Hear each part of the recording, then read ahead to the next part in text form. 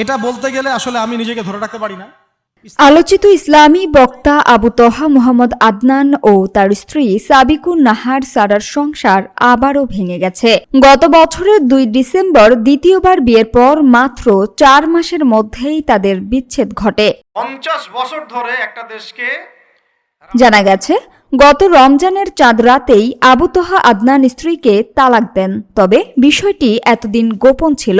শনিবার সাবিকুন নাহার সারা নিজেই এক গণমাধ্যমকে বিষয়টি নিশ্চিত করেন। তিনি জানান, ওই চাঁদ রাতেই তাদের দাম্পত্য জীবনের আনুষ্ঠানিক সমাপ্তি ঘটে। দীর্ঘদিনের পারিবারিক কলহের কারণে 2025 সালের 21 অক্টোবর প্রথমবার তাদের বিচ্ছেদ হয়েছিল।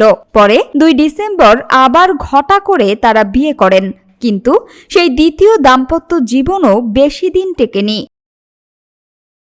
সামিয়া সুলতানা, ঢাকা ওয়াচ।